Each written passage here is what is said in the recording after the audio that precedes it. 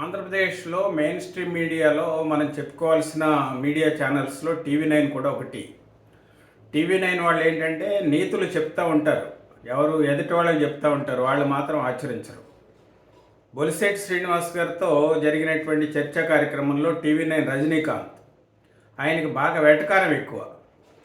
ఎదుటి మనుషుల్ని తక్కువ చేసి మాట్లాడటం, ఎదుటి పార్టీలను తక్కువ చేసి మాట్లాడటం, కించపరుస్తూ మాట్లాడటం, వ్యంగ్యంగా మాట్లాడటం, వెటకారంగా మాట్లాడటంలో దిట్ట ఆయన.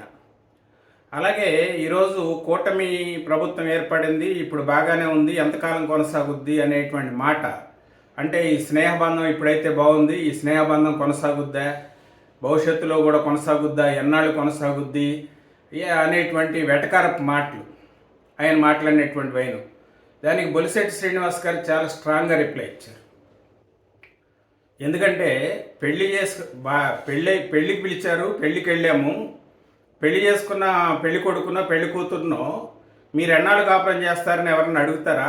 ఏం ప్రశ్న అండి అది? సిగ్గులేనటువంటి ప్రశ్న. అంటే సిగ్గులేని మాట ఆయన వాడలేదు, కానీ మీరు తగ్గించుకోండి, ఇలాంటివి మంచి జరగాలని కోరుకోండి, ఎవరైనా శుభం జరగాలని కోరుకుంటారు.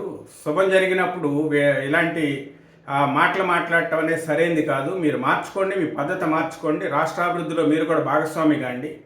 వాళ్ళందరం కలిసాము, రాష్ట్రం బాగుపడాలని కోరుకుంటున్నాం.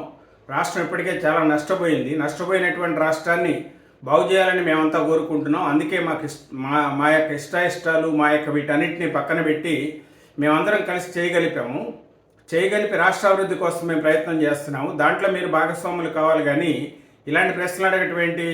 మీడియా కూడా మార్చుకోండి, అమ్ముడు పోబాకండి.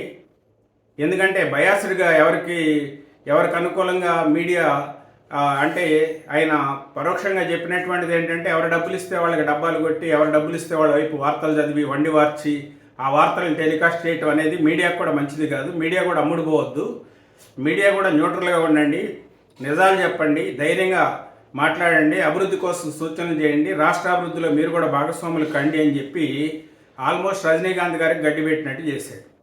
అంటే ఇంకా అంత ఆ స్థాయిలో బొలిశెట్టి శ్రీనివాస్ గారు ధైర్యంగా ముఖస్థుతి మాటలు మాట్లాడే రకం కాదు, మొహానే చెప్తాడు ఏం చెప్పినా కూడా. అదే ఆయన జనసేన పార్టీలో పవన్ కళ్యాణ్ గారు కూడా చాలాసార్లు చెప్పాడు, ఆయన ఏది దాచుకునే మనిషి కాదు, అన్నింటినీ కూడా ఓపెన్గా మాట్లాడతాడు, జనసేన పార్టీ బాహుబలి అని చెప్పి ఆయన పిలిచినటువంటి వైనం. టీవీ 9 మీడియాలో రజనీకాంత్ గారికి కూడా డైరెక్ట్గానే ఓపెన్గానే ఆయన అంత ధైర్యంగా చెప్పినటువంటి విషయం అయితే నిజంగా బొలిశెట్టి శ్రీనివాస్ గారిని అభినందించాలి.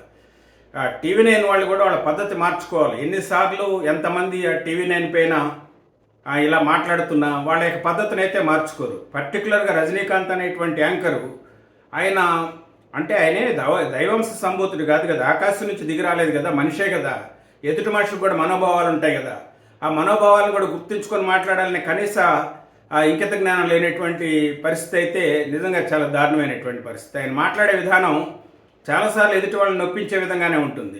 ఆయన ఎదుటి వాళ్ళ యొక్క మనోభావాలను గుర్తించకుండా, లేకపోతే కించపరిచేలాగా, వాళ్ళని తగ్గించి చూపేలాగా, ఆయనకి ఇష్టమైన వాళ్ళనే ఒక రకంగా ప్రశ్నిస్తాడు, ఆయనకి ఇష్టం లేని వాళ్ళనే మరొక రకంగా ప్రశ్నిస్తాడు. నిజంగానే ఇది అంటే డ్యూయల్ స్టాండర్డ్స్, అంటే తనకు అనుకూలంగా వార్తా కథనం రావటం కోసం ఒక రకమైనటువంటి ప్రశ్నలు, తనకి నచ్చినటువంటి వాళ్ళ నుంచి రాబట్టడానికి, అంటే వాళ్ళ నుంచి వ్యతిరేకంగా మాట్లాడి వాళ్ళ నుంచి ఏదో కాంట్రవర్షియల్గా ఒక పాయింట్ తీసుకొచ్చి దాన్ని ప్రసారం చేసి దాని ద్వారా టీఆర్పీ పొందటం నిజంగా చాలా దుర్మార్గం.